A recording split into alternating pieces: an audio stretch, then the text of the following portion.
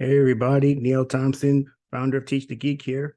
I work with technical professionals so they present more effectively, especially in front of non-technical audiences. And you can learn more about that at teachthegeek.com. Again, that's teachthegeek.com. And as always, remember to like and subscribe to this YouTube channel as every bit helps. I want to talk a bit about presentation slides and some tips on how to make them the best they can be. First, there is contrast. You want to make sure that the contrast between the background and the text isn't so that it's difficult to read the text. I was just at a pitch competition yesterday, and there were slides that were very difficult to read because the background was this dark blue color and the text was black. So I wasn't I wasn't even at the back of the room, but it was so difficult for me. I was squinting to really read. At some point, I said, "Forget it, I ain't going to read." So you really want to make sure that the contrast is great enough so that the text is readable. Speaking of text, my next point has to do with the size of the text. You want to make sure that people at the back of the room can actually read the text. And a way to figure that out is before the presentation even starts, you might want to get the presentation up on the screen. Go to the back of the room and see if you can actually read it. And if not, then you may hopefully you have your laptop available so you can increase the font size. You definitely want to make sure that that's the case, that the font's big enough to read, because if not, then people may not pay attention.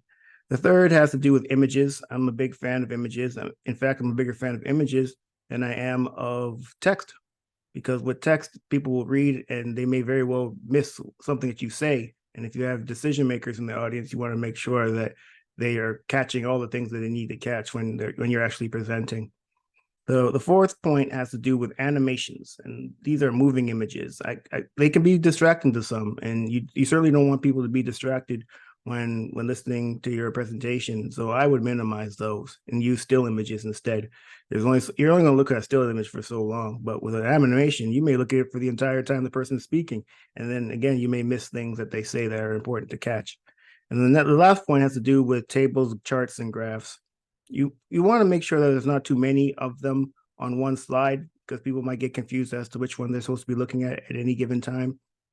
And then you also want to make sure that the titles of these tables, charts, and graphs are what you want to convey about that particular table, chart, or graph. You don't want a title that someone has to really think about. What do I need? Why am I looking at this table, chart, or graph? You want to make it very clear and obvious. So those are the 5 points I really want to make clear about presentation slides, and some tips to make them the best they can be. First, the contrast. You want to make sure that the contrast between the background and the text is so that you can actually read the text. If you're going to have text on, or two, if you're going to have text on a slide, you want to make sure that it's large enough that people at the back of the room can read it. Three, when it comes to images, I'm a bigger fan of images than I am of text, so use those as opposed to text whenever possible.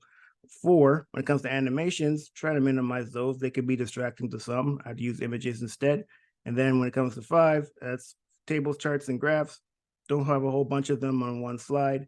And then give them titles that make it easy for the people in the audience to know what that table, chart, and graph is there for. What are you trying to convey with it? Again, my name is Neil Thompson. I am the founder of Teach the Geek. I work with technical professionals so they can present more effectively, especially in front of non-technical audiences. And you can learn more about that at teachthegeek.com. Again, that's teachthegeek.com. And as always, remember to like and subscribe to this YouTube channel, as every bit helps. Thanks. Take care.